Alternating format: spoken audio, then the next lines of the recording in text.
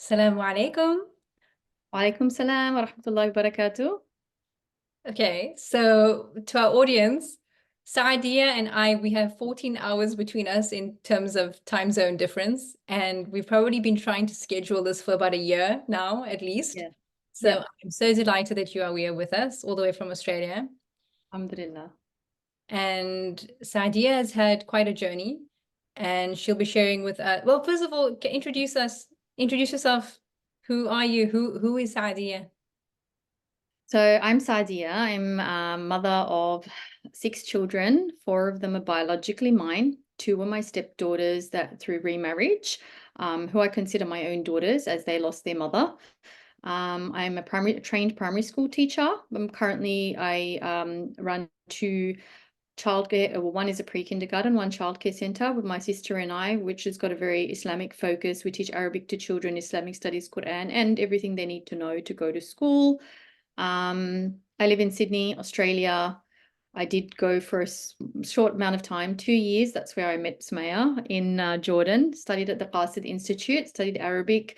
So I do have a passion for, Arabic language and, Islamic studies and the sciences related to that, especially, Sufism, Tasawwuf, obviously, the Arabic language itself and all its meanings. And yeah, so alhamdulillah, I have children between the ages of 18 to 4. Mhm. So big age range. Yes, busy mum. Okay. So, Sadia, let's start from your first marriage.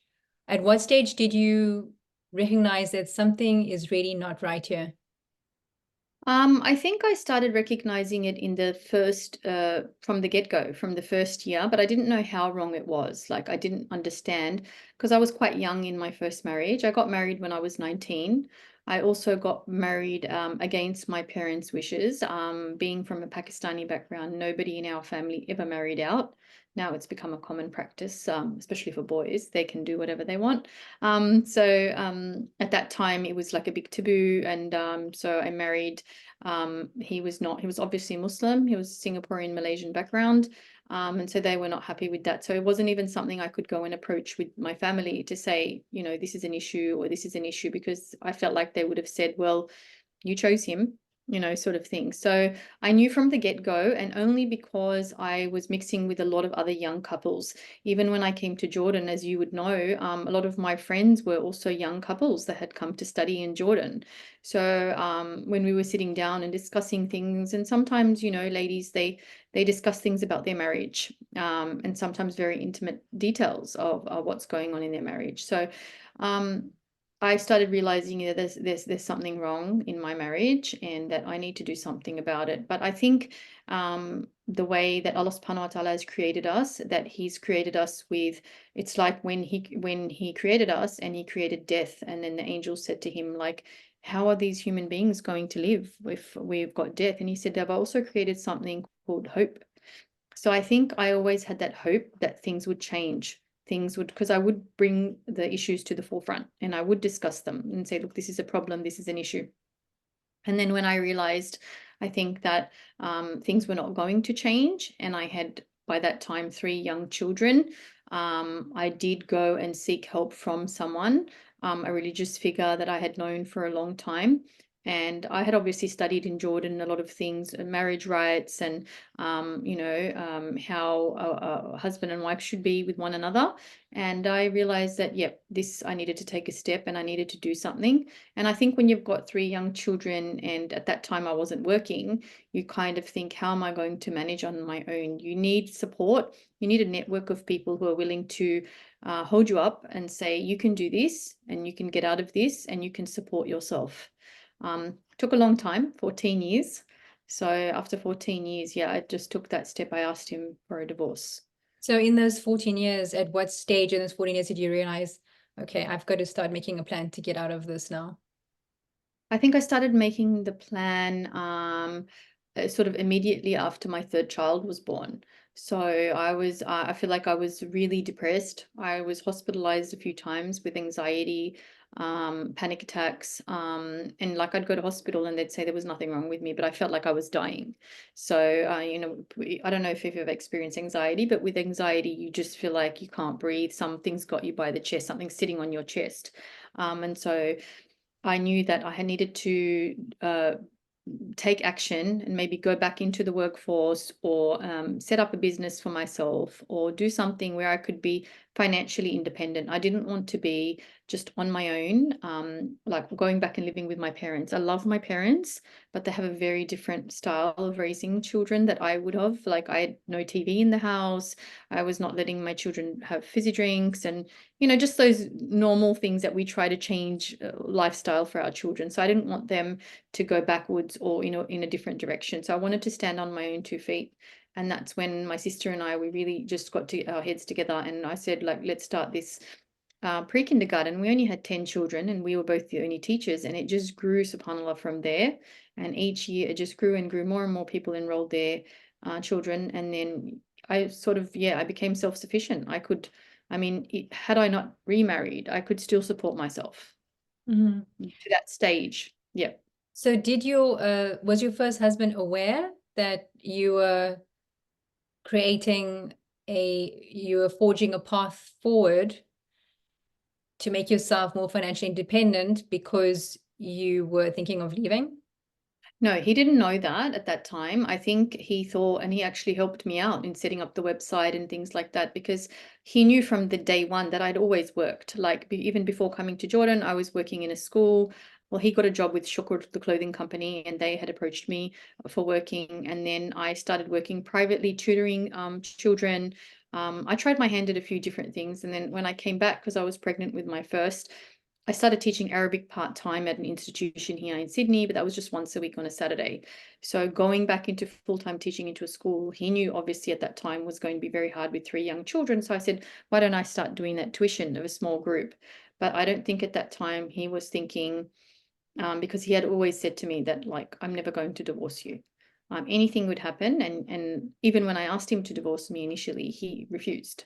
So that was a really scary thing for me. It was almost like I had to beg and say, please, like I need out, to the point where I pushed him to the edge to say those words. So it wasn't an easy thing to do for me. So once he did that and he uttered the talaq, were you Mhm. filled with a sense of grief or a sense of relief, or maybe a bit of both?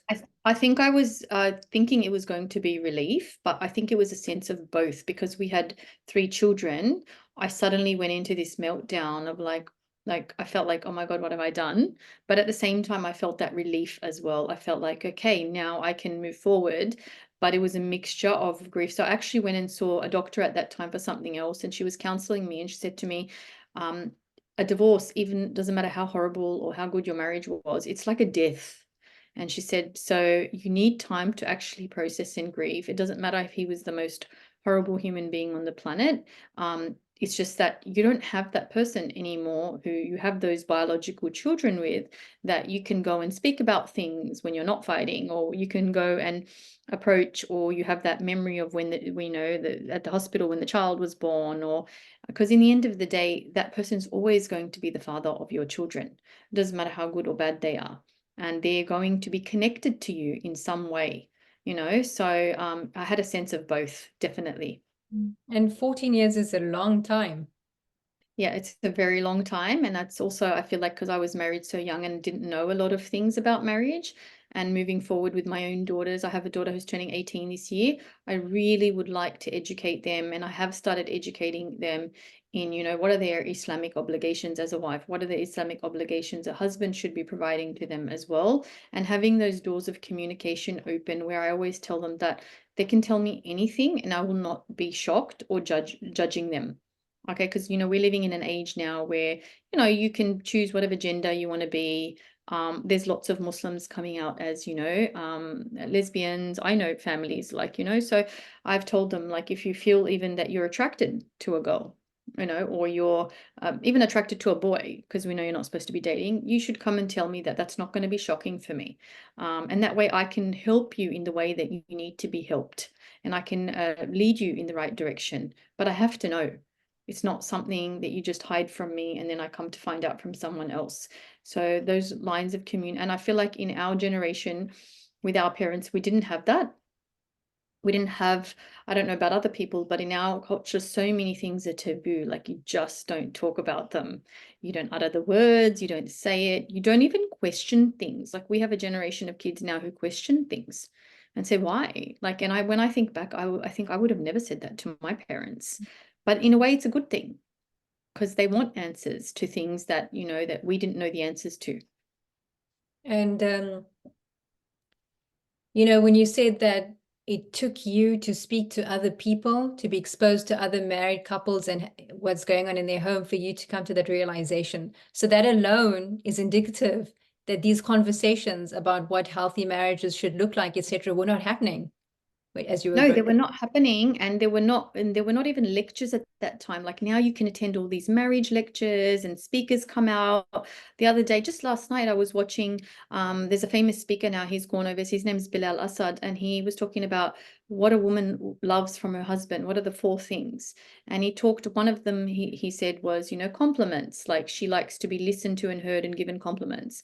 And she likes tender touches, like just, you know, like patting on the arm, a kiss on the forehead, you know. So he was just going through these little things that we never heard. We didn't know was that the norm. What was the norm of what we just saw the example of our parents, and some of our parents didn't have healthy relationships, so that was the example we saw, and then we just assumed, oh, that's the way it's supposed to be. So if I hadn't met with these, I had a lot of friends in university who were married when I was at university, so I started hanging around more with couples rather than singles.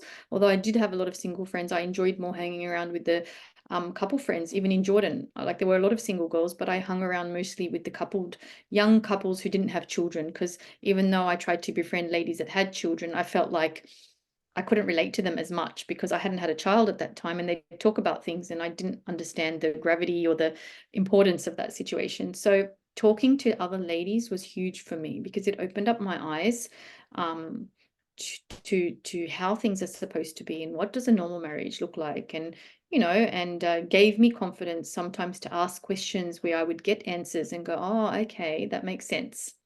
Mm-hmm. So tell us about that post-divorce period, the adjustment, the co-parenting, where you were emotionally.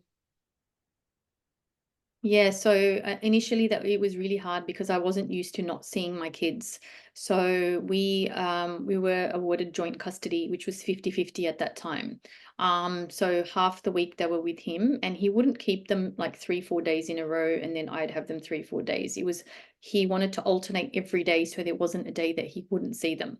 So it was crazy. The kids were packing bags, and in the morning they were with dad, in the afternoon they were with me, and it was going back and forth like that for years. And my youngest at that time, she was 4.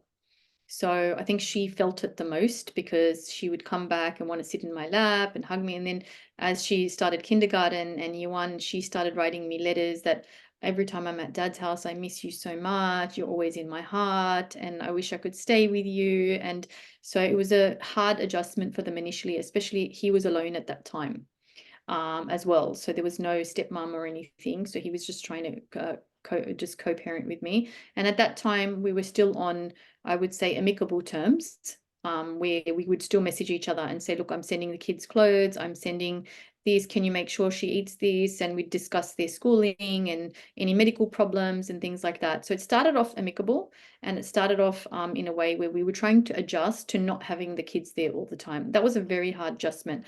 If you've ever had a child with you full time and they're suddenly not there, like one day, it's really bizarre.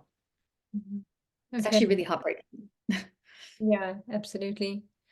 Like, what else was going on for you at that time? I was in my Idda at that time, so I wasn't really going anywhere, meeting anyone, doing anything. I felt like I suddenly could separate real friends from fake friends, because the rumors just started swirling. Initially, we didn't tell anyone that we were divorced. Even my parents didn't know. He just moved out, got another place, moved out, and I was in the place that we were renting at that time with my 3 children, and they were going between houses. My parents got the gist of things after a while. They were like, why isn't he coming and visiting? What's happening? And I eventually told them, look, we're divorced.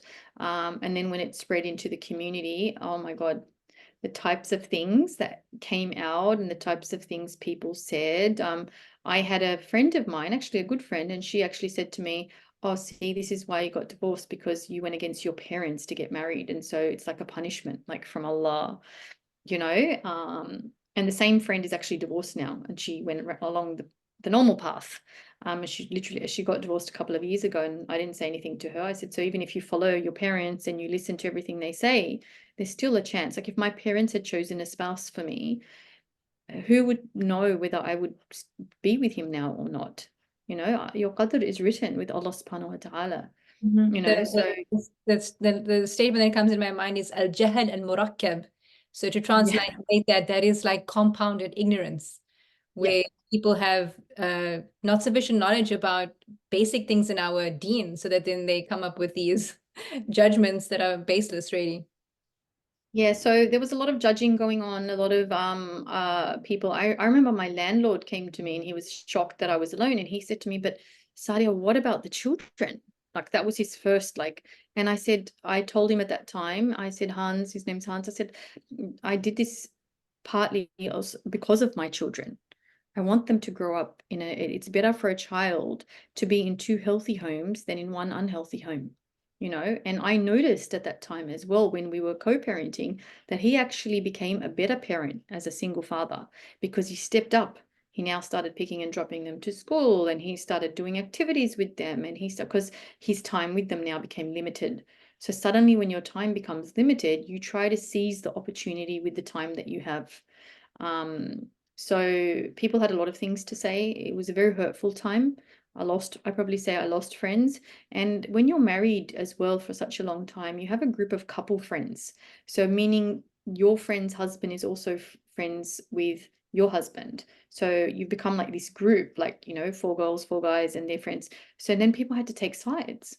Like, okay, well, we're not going to go visit her because we want to give our loyalty to him. And then they would hear his side of the story and tell their wife, and she'd come back to me and say, well, I heard this from my husband. And I honestly didn't want to speak because at the end of the day, whatever I had to say, I didn't want to say anything about him negative, especially because at the end of the day, he's still the father of my children. I didn't want people to know in the community any horrible things about the father of my children. I wanted some type of respect for them. I wanted them to grow up not knowing or hearing that mom had said anything bad about dad. So I pretty much, I think, kept silent for many years. I didn't say anything to anyone. People would ask me, why did you get divorced? And I would just tell them, well, that's none of your business. Mhm. So how much of time elapsed post-divorce till you met your second husband, your current husband? Okay, so in this story, so you know, I already knew him from before. Okay, so Okay, you need to go back and tell us this, because this is a really amazing story. Okay. so I actually knew him before. So I didn't just meet him randomly, like, you know, at a shop or on the street or something like that. So I knew him and his wife, his first wife.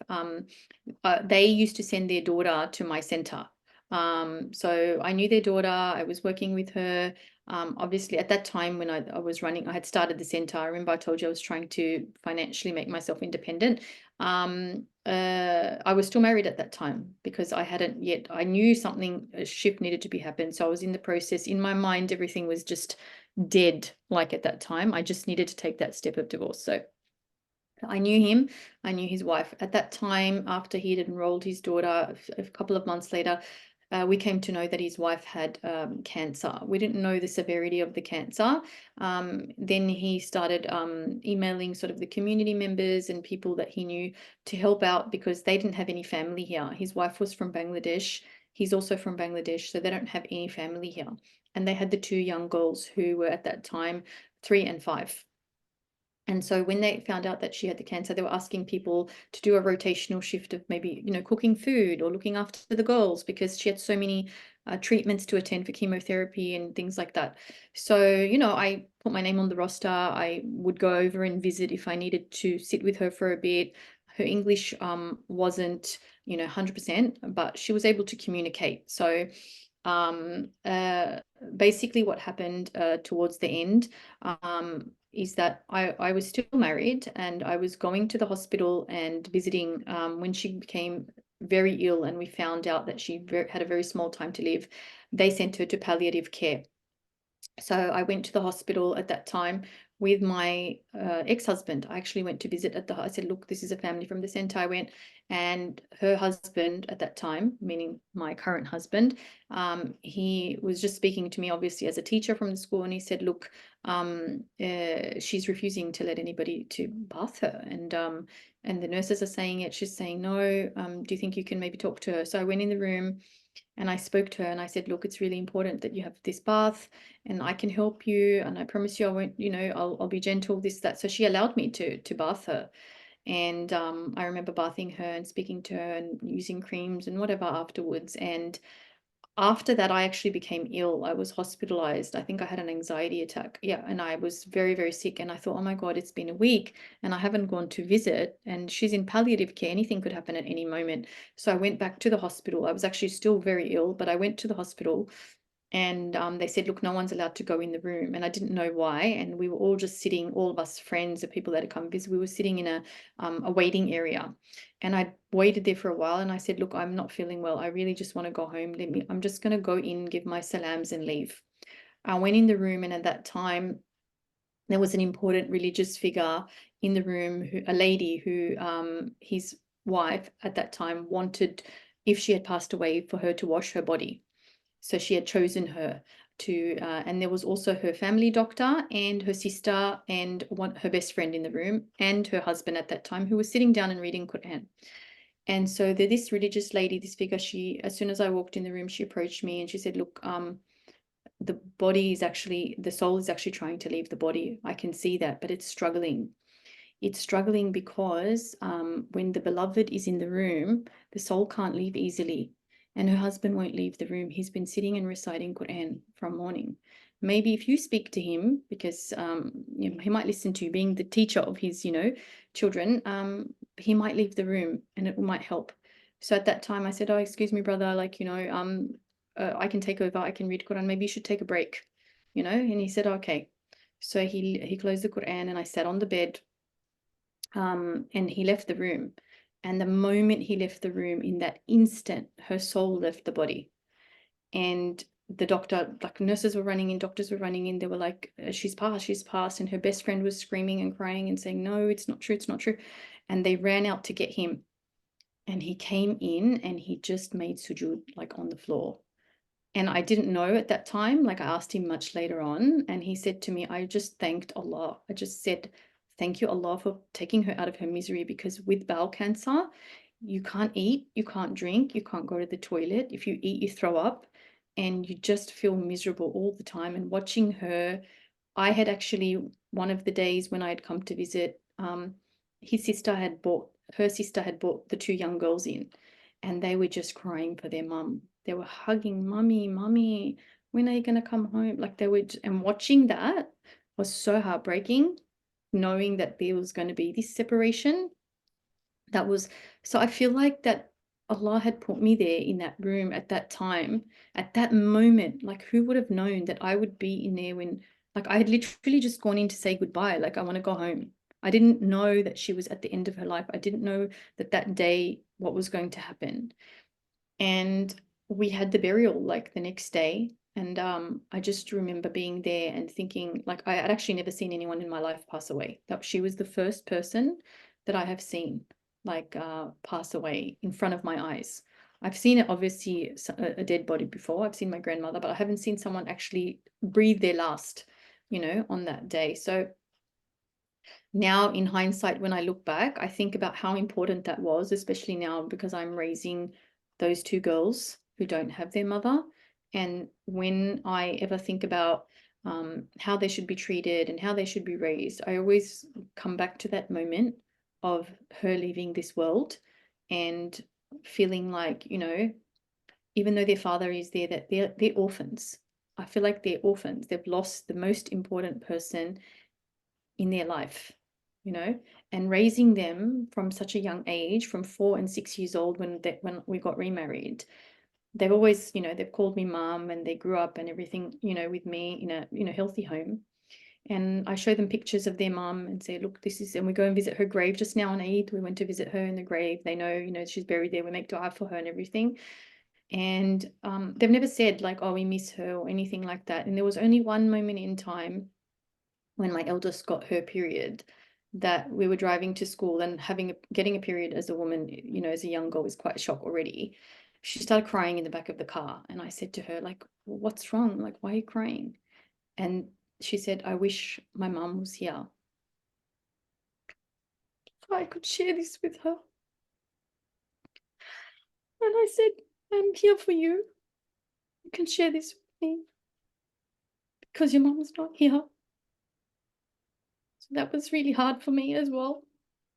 And even this day, like when we go back to Bangladesh and we see her sisters and the aunts, and you know how much they love the girls and the resemblance that they have to the mother, it's very hard for me as well. Not because of anything, it's just because she's not there. You know, it's not living without a mum is such a hard thing. So trying to fulfill that role for me has been challenging, has been rewarding, has been, you know, a test at times, a joy at times. But for anyone thinking of taking on that role as a stepmom, you know, and especially for me, for them being there full time, it's something you really need to take very seriously. And I think you have to be in tune with your emotions. You have to be in tune with your deen, especially like treating your children and treating, you know, children that are not yours equally, because a lot of times it doesn't happen.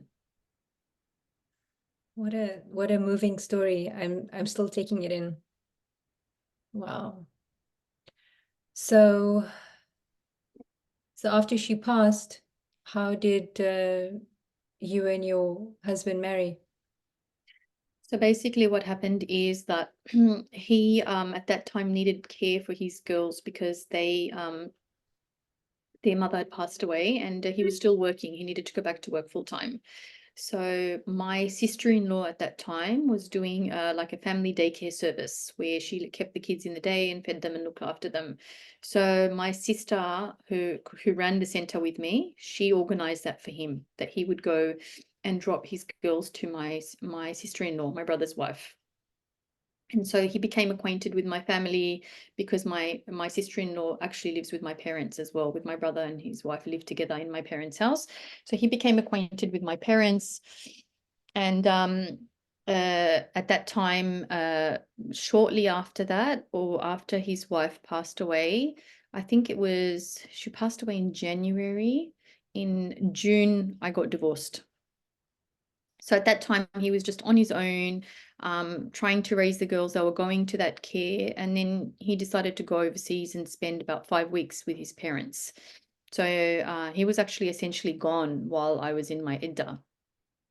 And so I finished my iddah, and he had come back, and you know, he knew obviously that I had finished my iddah and that I was alone now. And I think he was ready at that time to move forward because he'd had a couple of months, 6 months or so on his own with the girls. Was finding it really difficult. He really, more than a wife, I think at that time, he was looking for someone that his girls could connect to and take on as a mother because they were quite young. He said at that time, if they were older, he might have had a different trajectory, like, you know, that maybe could have just stayed. But they really kept asking, can we go to the shop and buy a new mom? When is the mom going to come? Like, they kept asking, like, you know, what happened to our mother? Like, we need a mother.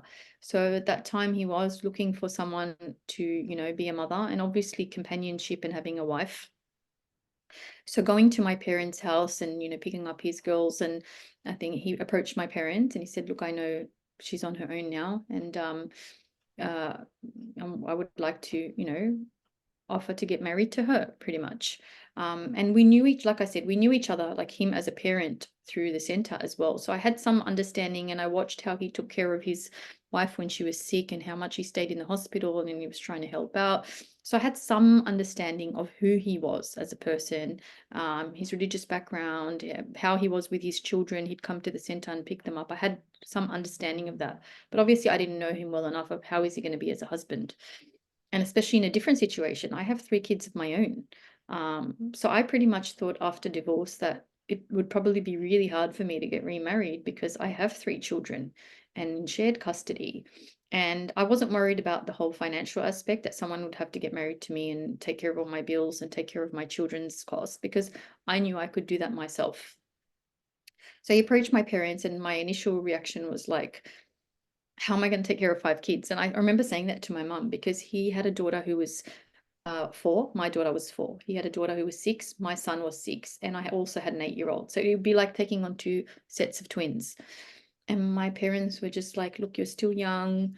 And, you know, there's girls in Pakistan who have their first marriage at your age at 34. So you're 34 and you feel like, you know, you're old and that's it, life's over. But it's not. It could be the beginning of your life. And just imagine about how much reward there would be in raising 2 children that are not your own and full time. Like, when you're a stepmom and you know that you can send that child off to their biological mum, you don't have to worry if their nails are cut or if they've had enough to eat or their school project is not finished, because you know they're going to go back to their mum and she's going to take care of it.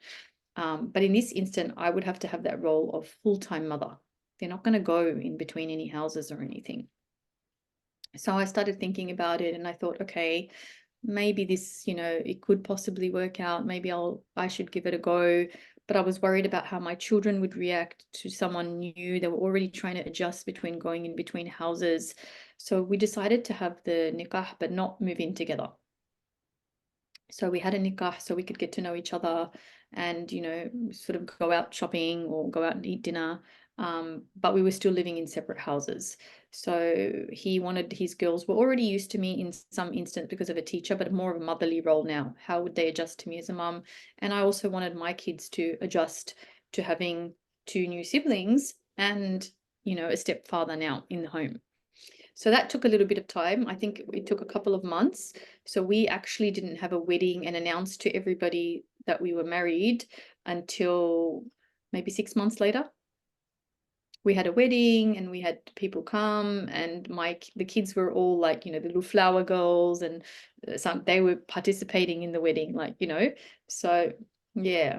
In those 6 months, how was it? Like, did you find little, you know, blooms of love started to develop, or was it just, you know, very dry and No, I think I felt that, like you said, the blooms of love started to develop, the attachment. I felt like we have different personalities, but they blend very well together. So I'm a very highly stressed person, and I'm very organized. So and he's not. So he's like calm and cool. So he's like the best person to travel with. Like, anything could be going on around you, and he's just like, that's cool. We'll deal with it. So he deals with things in a very, nothing can make him panic. I've never seen him panic.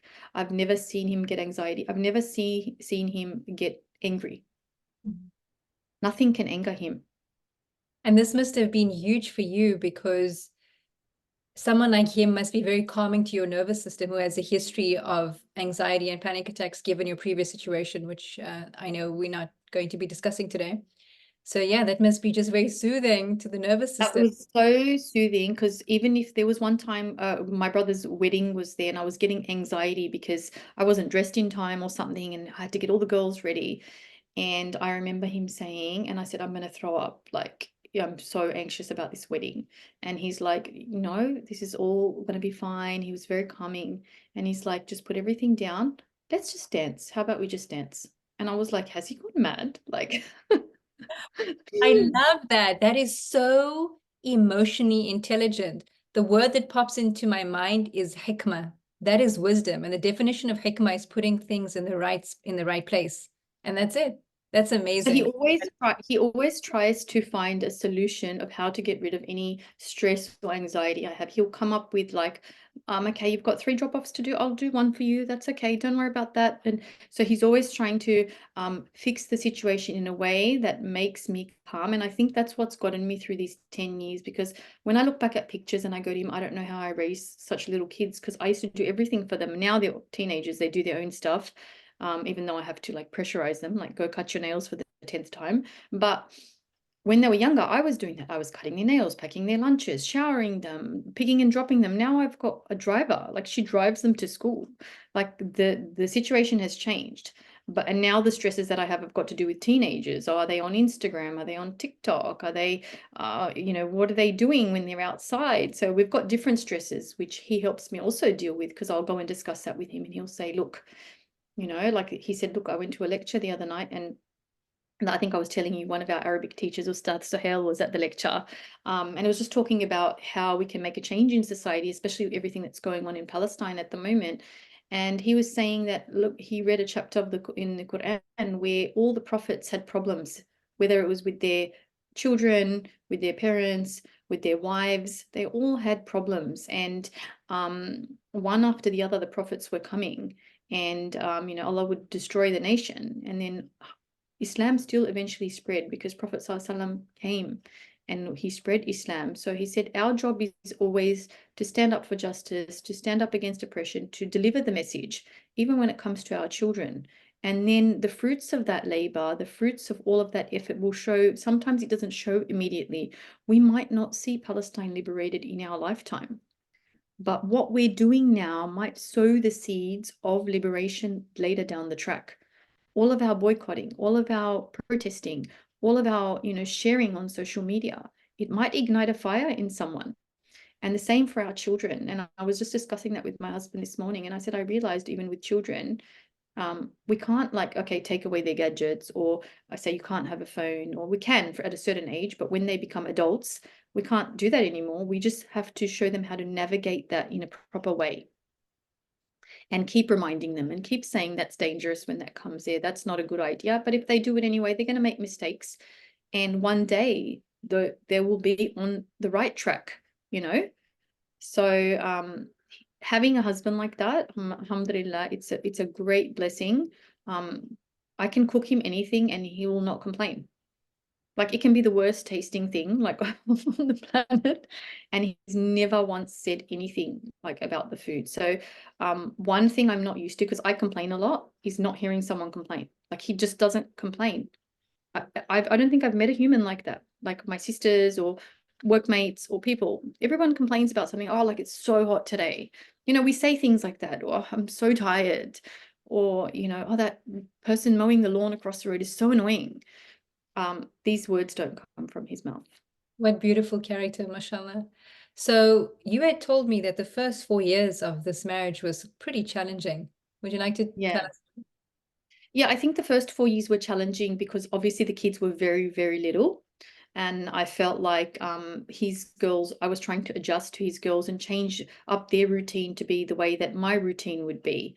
And I think that trust of him trusting me with his girls wholly was not yet there. Like, little things would happen and he'd say, oh, why did you do this with her? Or I didn't also have that trust of him with my children. I'd say, or like, why did you tell her off for that? Or, something that a biological parent could do and you would just not think anything of it. So having that trust of a step parent, it's a huge thing. And I think I read somewhere that it takes a couple of years for stepchildren to bond with their step parents. It's not something that just comes instantly. So I think him and I, in terms of our personalities, we didn't have any problems with each other. It always had to do with the children. Oh, this happened, or my child hit your child. Like, it was always back and forth of that whole trust of just letting go and trusting that that person is doing whatever they can that is right, and they're not trying to harm your child. They're not trying to be unfair. They're not trying to hurt you in any way. So it took time to develop the trust in taking care of each other's children. I think that was what was very hard. And obviously, like I said, the physical exhaustion, because the children were very young, and having 2 4-year-olds, 2 6-year-olds, and 1 8-year-old is no joke. People that would actually comment when I'd be at the shops, they'd be like, are these all your children? And I'd be like, yes. And they'd be like, oh my God, like, do you need help with the groceries? Or do you need, like, they felt sorry for me, because I would have to have them all walking near me, and they were not responsible yet. They'd maybe walk off to an aisle, and then strap them all in the car and then drive them back, and they all had homework, so much homework to do. They were in Quran classes, they were doing karate, so I felt like I was completely run off my feet. What did it feel like when they called you mum for the first time? Look, I actually didn't mind even if they kept calling me auntie, like, for even till now. But I think my husband wanted them to see me as their mother because they didn't have another mother to go to. He said, look, it's okay for your kids to keep calling me uncle because when they go back to their dad, that's their father. But my girls, I feel like, should start calling you mum because they don't have another mum to go to. And I want them to feel like they have a mum and that you're their mum from now on. And there is no other mother for them. And it was really important for him, especially when we went to go meet his parents. So his parents were very wary of our marriage. They were like, they expected him probably just to come to Bangladesh and just find another lady that with no children and that she would look after them. But the fact that he was marrying, a lady from Australia who had 3 children from a previous marriage, they were just, I think, very skeptical. And they were saying that, it's probably wrong. His father was very skeptical. And I said to him, look, if that was me and that was my son that had married a woman, I would love to meet her first before I made a decision on anything. We were obviously already married, so they couldn't do anything about that. So upon my insisting, we booked our tickets. I left my biological kids with their dad for 2 weeks, and we took the 2 girls. And when they saw the connection that the girls had with me and how, like, if they would hurt themselves or something would happen, they would run to me and say mum and not their dad. They were shocked, and they were also shocked at, that they met me and I was, down to earth. I was showering with a bucket and a, a little, I didn't expect there to be, I was eating whatever food they were serving me. I mean, I've lived in other countries. For me, it's not a big deal. Like if I don't have a shower head or I have to use a squat toilet or I have to eat something that I've never eaten before with my hands. Like I think they thought I was a Western, like girl from Australia. I'm going to be this, diva coming along and, complaining about everything. But I think once they met me and his mum actually shared a beautiful story, his parents, they said we had 2 sons and I was pregnant with my third child and we desperately wanted a daughter because we'd already had 2 sons. And she said, and I didn't have any sisters as well growing up, so I wanted a daughter. And she said, and I said, if I have a daughter, I'm going to name her Saadia. And she said, I ended up having a son. And she goes, so I feel like Allah has brought my daughter back to me, And so all of these intricacies and meetings and how everything connected up so beautifully, I feel like when I was at my lowest point in my first marriage, I couldn't see the light at the end of the tunnel. But for anybody watching and who is in that situation, there is light at the end of the tunnel. And if not in this world, obviously in the hereafter. But we have to take those steps forward. We have to take that action. We have to talk to people. We have to seek advice and I feel like for women, it's really important to stand on their own 2 feet, even if they're in a good marriage. And I had a lawyer who came at that time and she spoke to me and she said, Sadia, I've dealt with so many divorces.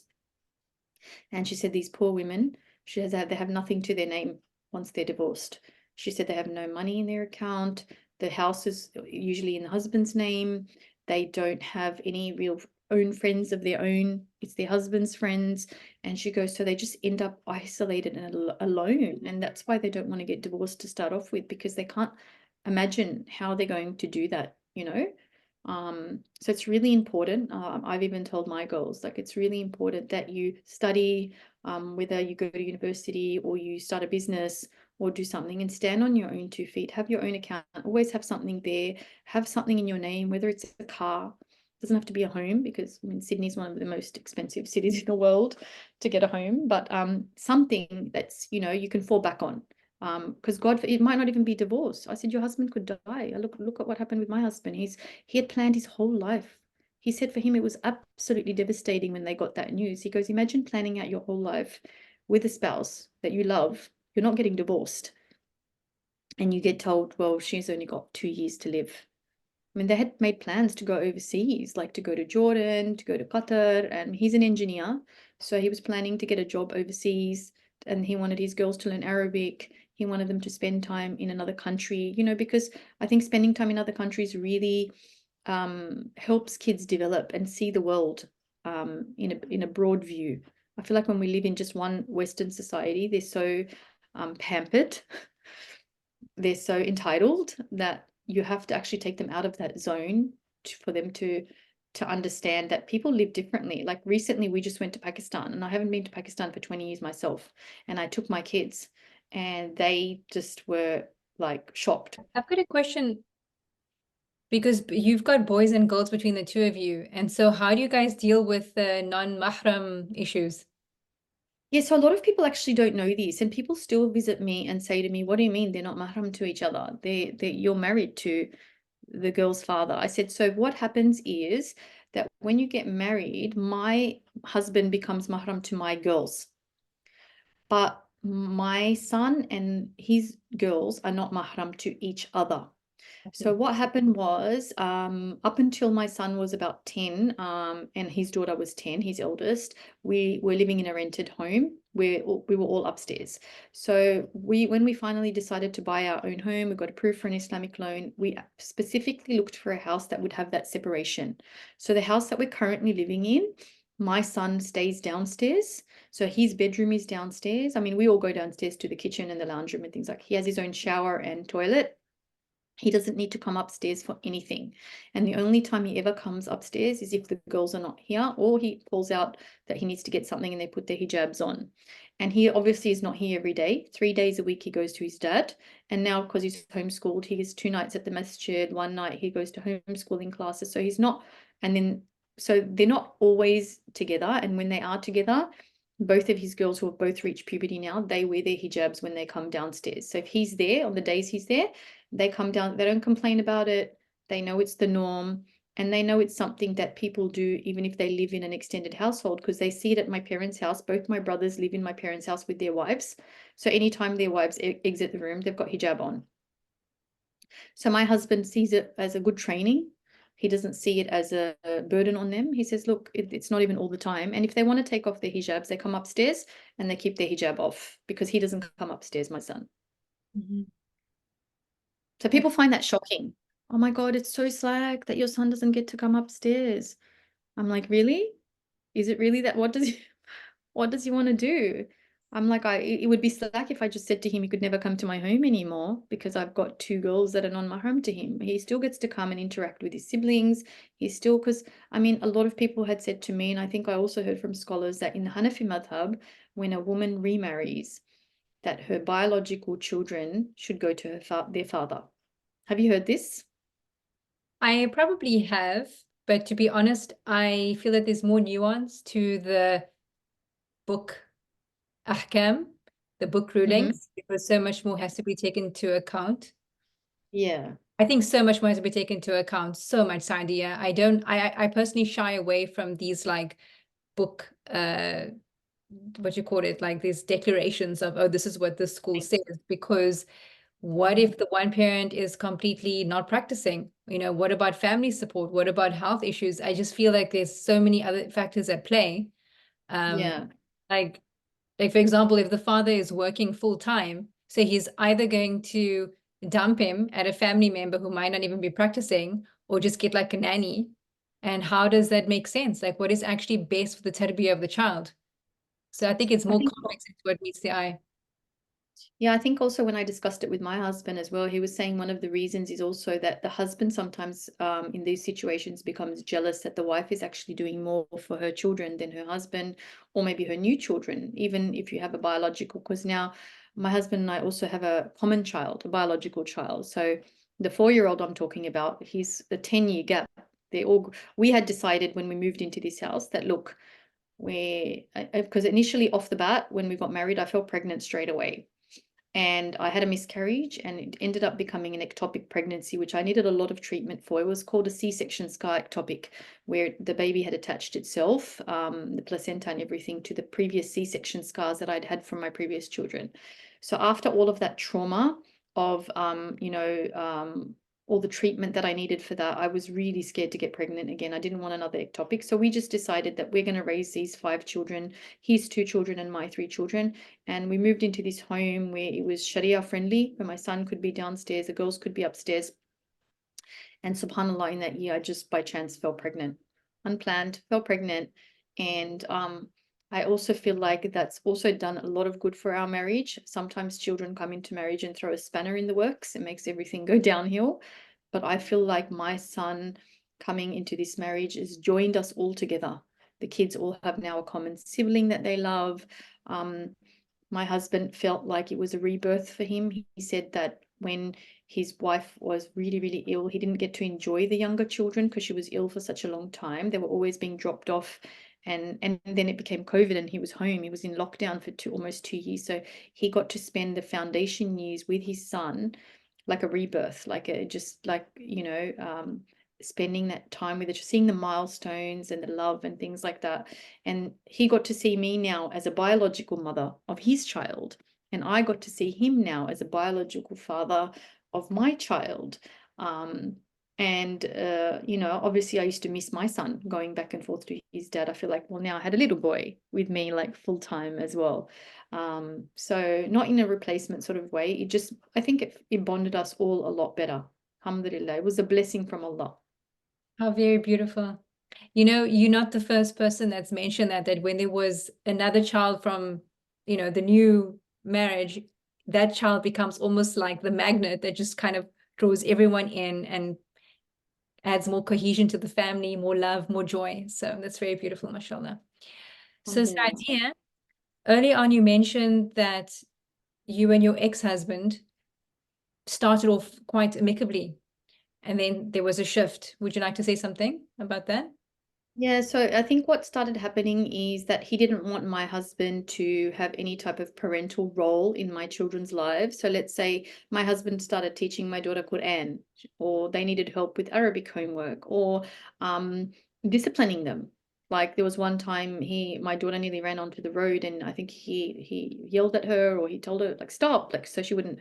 And she went home and she told her dad, oh, my uncle screamed at me. The kids, they misconstrue things sometimes as well. So he started sending him emails and messages like, keep away from my children, you're not their father. So he started feeling very overprotective over his children.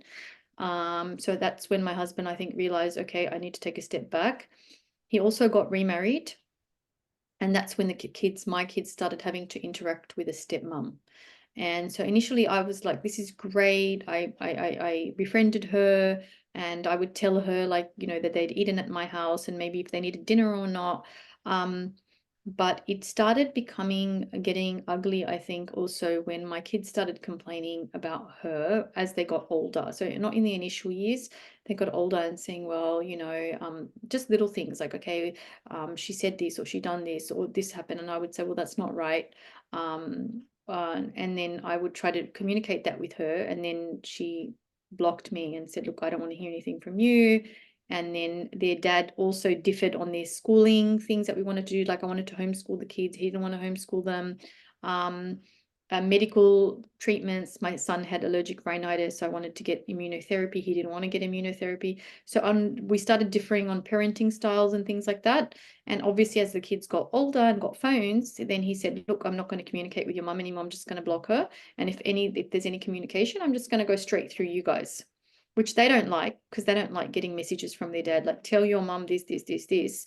And he doesn't. And my only way of communicating with him is asking one of the kids, can you message your dad and say, we're going on a trip to Pakistan and can I use his custody time? And like little things like that even, and then they'd have to ask him and, he might get angry and say, well, fine, if you want to go, go.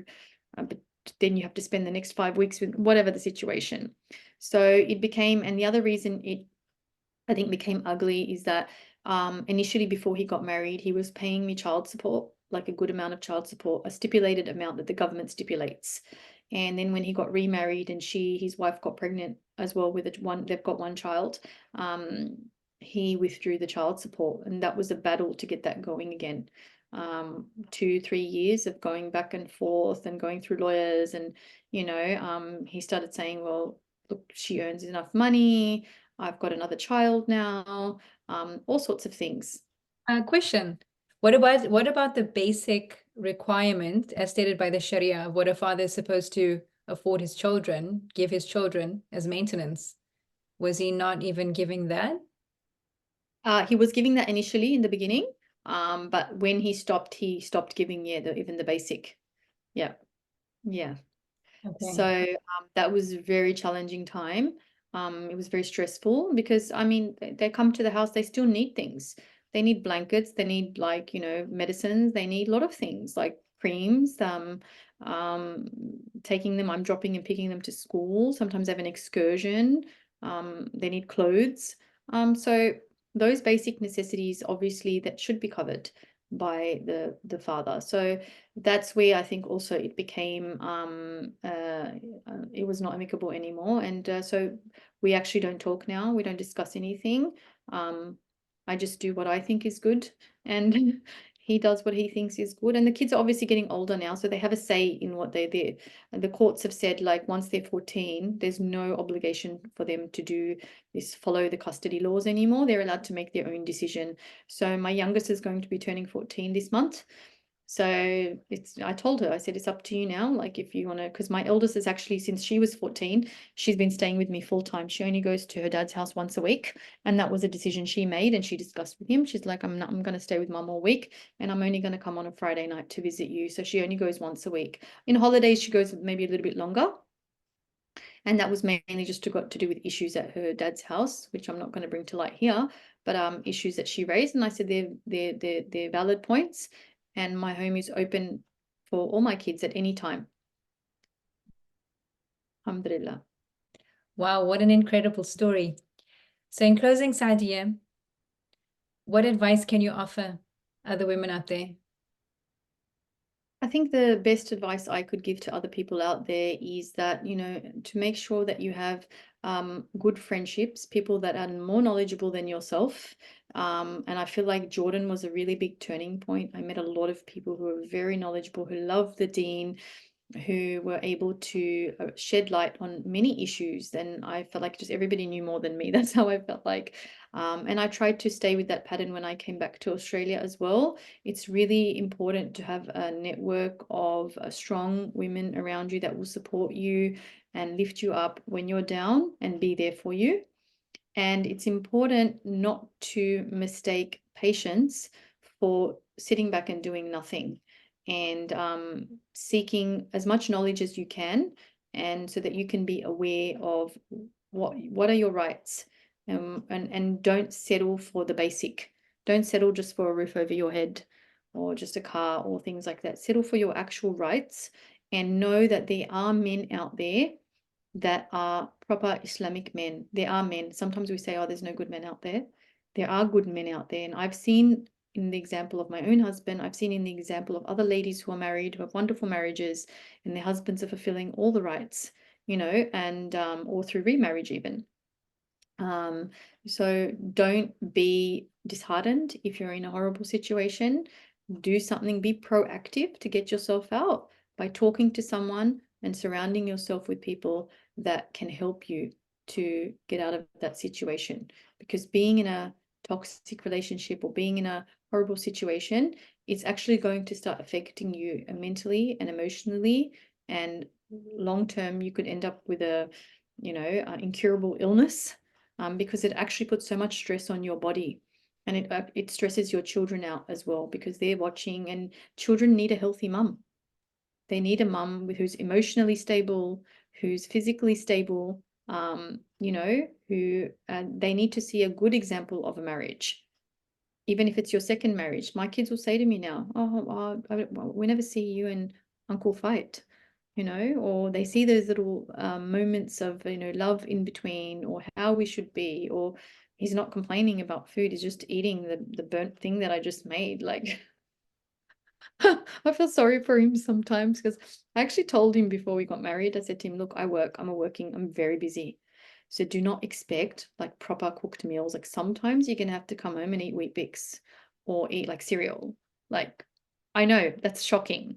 Like, if I took a picture of some of the things that I feed him, like, he'll be coming home from work and I'll just whip together I'll just make a wrap with like tuna and cheese, and I'll just wrap it up and I'll do like a milkshake. And I hear other ladies, they're making like steak and mash and, all this, because the poor guy worked all day. And I'm like, look, I'm working too, and I've got a lot of kids to take care of. So that should be the last of your complaints, like the food issue, because I don't want to be in the kitchen all day. It's not something I even enjoy. Some ladies really enjoy cooking and baking. Like, literally, when I have guests over, I have to get all my Yeah, girls to I'm help. sorry, but I remember eating your biryani. It was really good. I had your I think biryani. I told my kids the only time I enjoyed cooking was when I had no kids. I said I used to invite people. I used to have people over my house all the time. I used to bake things from scratch. I said I used to make like sticky date pudding, biryani. I used to make all these. I used to even make pastry from scratch. I go now because I think it's because I'm so busy I don't enjoy it. Because imagine you're trying to cook. Like yesterday, I was trying to cook. I think I was messaging you. Yeah, I was messaging you. So I was trying to cook and I was just like, I had to switch the stove off a few times, and that's frustrating. But yeah, so just be strong. Be I know it's easy to say be strong, but seek out the help of other sisters, especially sisters. Mhm. It sounds like you have a gem, mashallah. May Allah bless you and your husband, your marriage, and increase the love between you and bless all of your children and make them of the righteous. I mean, Amen. Thank you so much for having me. thank I you. love the I'm work you're so glad doing. we did this. It was amazing. Loved it. Wish you all the Alhamdulillah.